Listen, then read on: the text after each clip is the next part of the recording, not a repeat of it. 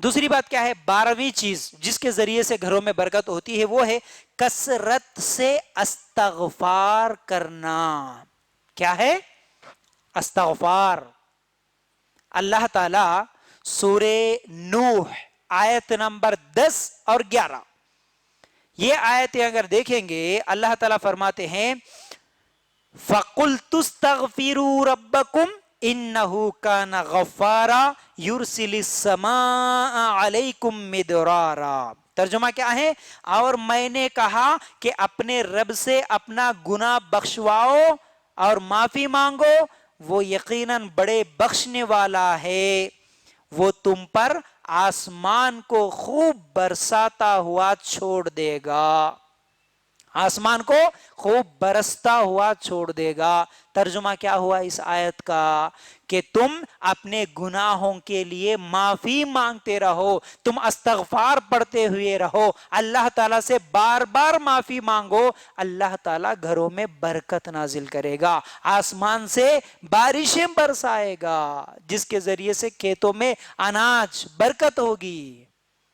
اصل میں یہ آیتیں اتنی اہم ہیں نا، 10 11 12 13 سورہ نوح کی آیتیں جس کے تعلق سے آتا ہے گھروں میں برکت کے لیے، ہر قسم کی پریشانی اور بیماریوں سے بچنے کے لیے، خاص طور سے جن کو اولاد نہیں ہوتی اولاد حاصل کرنے کے لیے استغفار سے بڑا ذکر اور کوئی چیز نہیں ہے.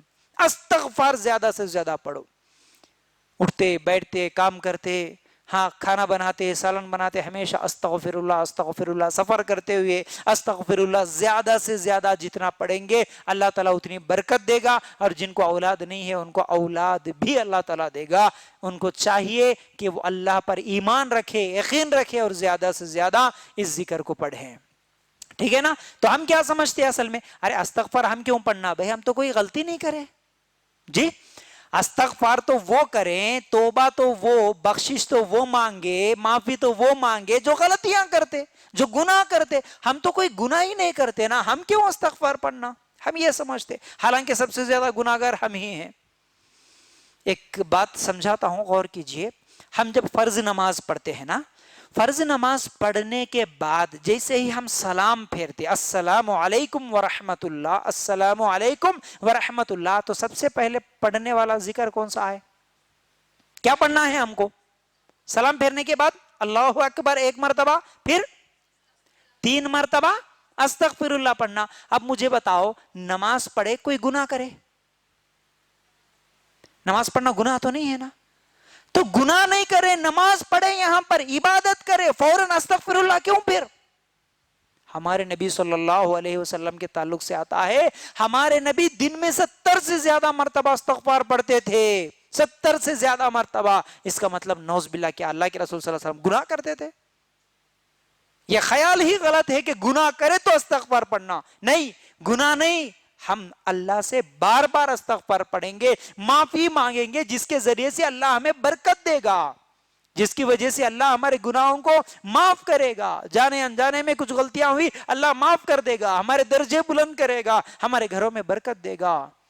اس لیے استغفار زیادہ سے زیادہ پڑھنا ہے ہم کو. ٹھیک ہے نا؟ تو یہ چیز بھی ذہن میں رکھنے کی ضرورت ہے. پھر اسی طرح اور کیا ہے یہ استغفار صرف اب ذکر والے تو ہمیشہ ہمارے ماحول میں غلط فہمی یہ بھی ہے کہ نہیں بھی ذکر تو وہ بوڑھے لوگ کرنا ہے، ہاتھ میں تسبیح پکڑ کے کہیں بیٹھ جانا، مصلی بچھا کے بیٹھ جانا، بوڑھے ہونے کے بعد مرد ہے تو مسجد میں جا کے استغفار استغفار پڑھتے ہوئے بیٹھنا، یہ ہے استغفار. نہیں، یہ جتنے بھی ذکر اور اذکار ہیں، سبحان اللہ پڑھنا ہو، الحمدللہ بولنا، اللہ اکبر، لا الہ الا اللہ، استغفر اللہ، یہ چلتے پھرتے ہمیشہ پڑھنے والے چیزیں ہیں، ہمیشہ پڑھنا ہے. آج مسلمان نسل نوجوان خاص طور سے جن کے زبان پر یہ ذکر ہونا تھا، ان لوگوں کی زبان پر آج فلمی گانے ہیں، آج گانے ہیں، آج میوزک ہے، آج ڈرامے ہیں، آج ڈائلاگز ہے، آج شاعری ہے، شعر و شاعری کا ایسا نشہ ہے ہمارے نوجوان نسل میں، خاص طور سے واٹس اپ ڈی پی بھی وہ کیا بولتے ہیں وہ رکھتے نا اس کو، سٹیٹس وغیرہ، ہاں فیس بک پہ دیکھو ہر چیز پہ کیا شعر و شاعری. اچھے اچھے اپنے آپ کو دیندار سمجھنے والے جن کے گھروں میں ارے یہ نمازی ہیں، ان لوگوں کے بھی اگر ہم لوگ جب پروفائل پکچرز وغیرہ چیک کرتے تو سب سے پہلے ان کے اس پر کیا ہے، ہاں یہ شعر و شاعری لگی ہوئی ہے، اس کے اندر ایسا نشہ، ایسا زہر ایسی شہوت والی باتیں ہوتی ہیں جن کو جو لوگ پڑھ لیتے ہیں، بار بار ان کے عادی بن جاتے، تو پھر ان کے اندر وہ ایمان کی کیفیت، وہ تقوی والی کیفیت بالکل نظر نہیں آتی. جن کی زبان پہ ذکر نہیں ہوتا، اللہ کا کلام نہیں ہوتا، جہاں پر گندی باتیں، ہاں شعر و شاعری وغیرہ ہوتی ہے، تو پھر وہاں پر کیسے برکتیں ہوتی ہیں؟ ٹھیک ہے نا. ہاں شعر و شاعری بھی جائز ہے، کون سی؟ جو اللہ کے دین کو بلند کرنے والی ہو. ہاں دین کے تعلق سے کوئی اچھی شعر و شاعری ہے تو الحمدللہ وہ اچھی بات ہے، لیکن جو عشق، معشوقی، ہاں یہ تمام چیزیں جو ہوتی ہیں نا، اس پر جو شعر و شاعری بڑے خطرناک ہے. آج نوجوان لڑکے اور لڑکیوں کو گمراہ کرنے میں سب سے بڑا رول، جہاں فلمیں، گانے، سیریل ہے، وہاں پر یہ شعر و شاعری بھی ہے. صرف ایک دو سینٹنس، ایک دو لفظ ایسے ہوتے جس کی وجہ سے اچھا انسان پھسل جاتا ہے. صرف اس کا جو مزہ لگتا ہے نا، اس کو صرف وہ دو الفاظ سے وہ پاگل بن جاتا ہے، تو پھر اس لائن پہ نکلتا ہے، تو اس کے بعد اس کے لیے پلٹ کے آنا بڑا مشکل ہو جاتا ہے، بڑا مشکل ہو جاتا ہے.